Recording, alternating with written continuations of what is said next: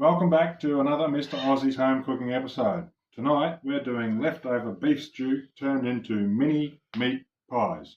We've got some Filo pastry to make our base. We're going to try something different instead of using puff. We've got puff pastry for our lids. We're going to grease up our muffin tray, and instead of ice cream we've got leftover beef stew. If I get enough views and enough likes and enough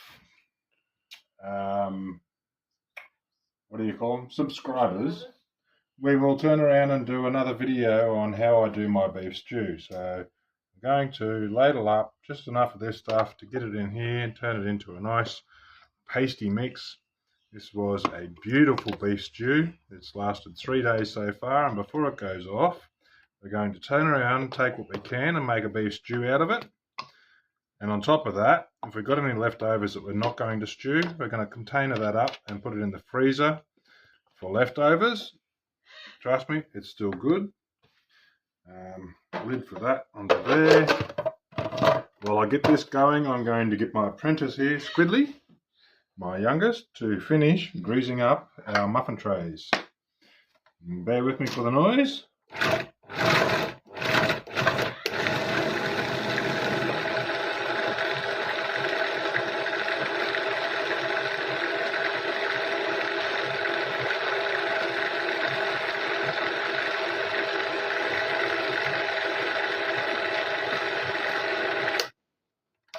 Now, I did use cold butter for the first 6, but I did melt it because we needed melted butter for our Filo pastry. So we decided to stick the rest of it in the microwave, and this is what our filling looks like. Nice and thick and perfectly looking, beautiful beef stew pie filling. Doesn't need any seasoning, it's got all of that stuff.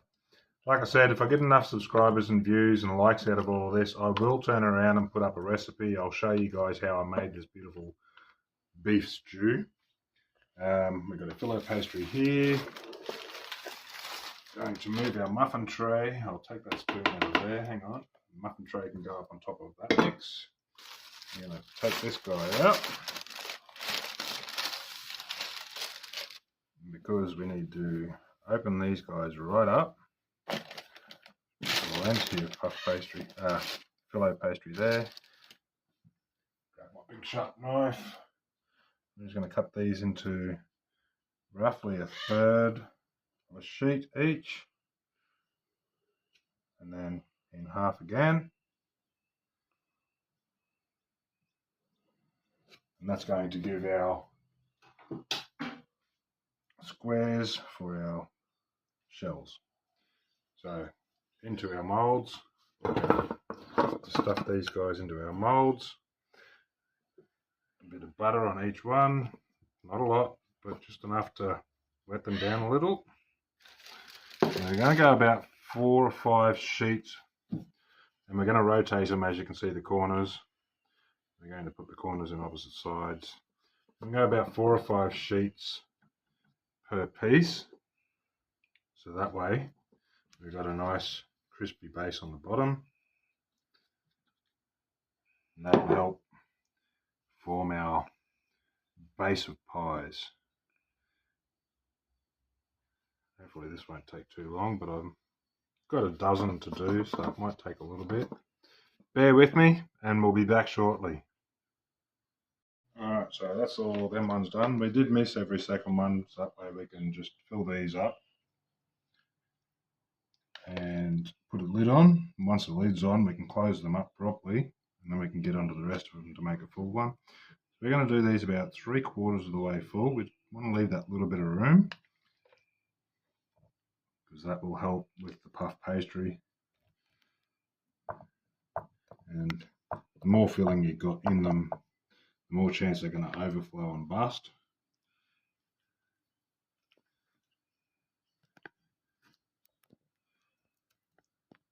So what we'll do with these is we'll fold over the scrappy looking edges and put them on top of what's here, and then we'll put our puff pastry piece pulled or cut to the right size to make our lids. doesn't matter if you don't quite see the potato. Doesn't matter if you don't quite blitz it fully. Some chunks are nice,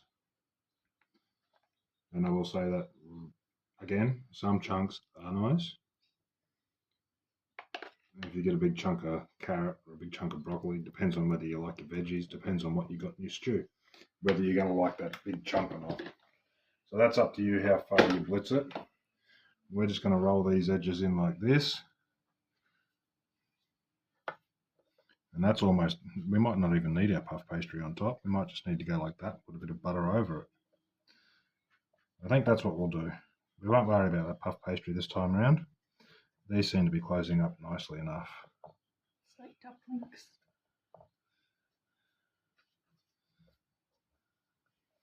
And that's also another reason not to overfill them.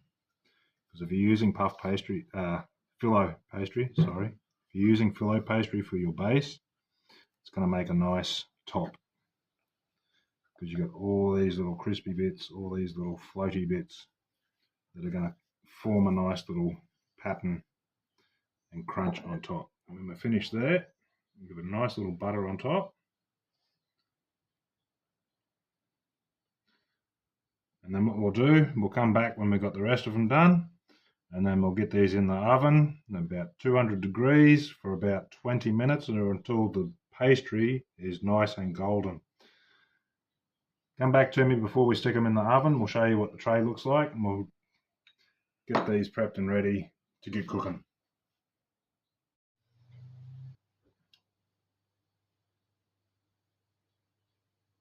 Don't they look good?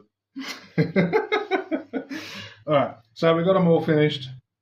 We did butter the tops, as you can see. Some don't look buttered, but yes, they are buttered. These little balls just here, I've taken one square sheet of my Filo pastry. As you can see, they're not that big. I've taken one sheet, scrunched it up and dumped it in the butter, and then wrapped it in another sheet and put them on top. So that's what these little guys are. And they're just a little crispy Filo bite on top. These guys are ready to go in the oven.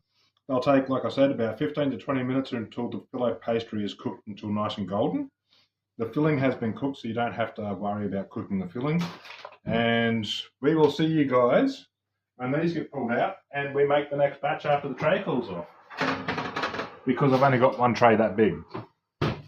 Alright, back soon, guys. Almost do a couple minutes longer. See how they look on top. Yeah, maybe another 5 minutes. That's been 20 minutes, guys and girls. Can you tell me where you're at? I think underneath the sides are still going to be a little undercooked. Hello. Tops are definitely cooked. We'll give it another 5 minutes, and that should be pretty well done. We'll try and let them cool for about 5 minutes in the tin. Then we'll take them out. Turn these little, these puffies are looking good. They might come off. That one's a bit thick. Give it a couple more minutes. We'll give them 5 minutes. Then we'll take them out. We'll give them 5 minutes in the tray. Then we'll take them out of the tray, let them cool down while we're making the rest of them. Come back shortly. Alright guys, this is the second batch. There's the first batch already on the cooling rack. We're going to stick that back in the oven because these guys have gone a little soft. We want to make sure the bottoms go nice and crispy. So to get these guys out, it's not as easy as you think, and you don't want to rupture that perfect little Filo base. So be nice, gentle and delicate with your knife because these are hot and they are thin and will split easily. So the fact that they still need to cook off on the base a bit because they've been contained in these tins, I need to go back in the oven for a little bit, probably another 5 minutes or so, just to cook off that base properly. Try and get these out. You can see how soft they are. I'll space them out just a little bit so there's a bit of room to breathe between them. And be as careful as possible without cracking the tops off too much and without busting a hole in the base. Once they're up there, they're alright. These outer ones are cooked nicely, but the two in the center don't usually cook as well because it takes a bit further for the heat to go. And you can see how much trouble some of these can cause. Be as careful as you can and get them out. If you want to let them sit for a few minutes, let them sit by all means. They're not going to do any damage.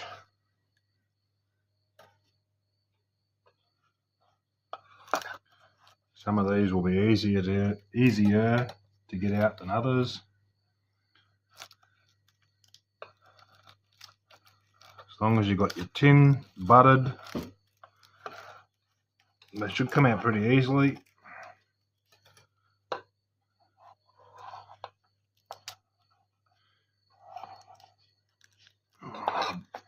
Back is hurting leaning over like this.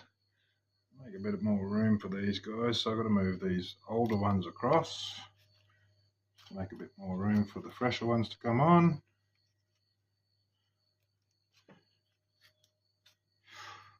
Hot, hot, hot, hot, hot, hot. Without trying to tear the base of them apart.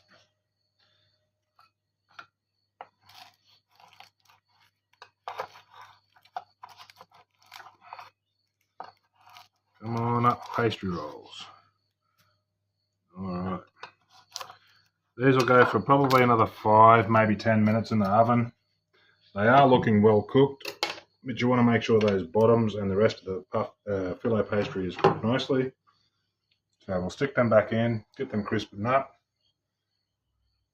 And we'll be back when these guys are ready to come out. See you very... hot!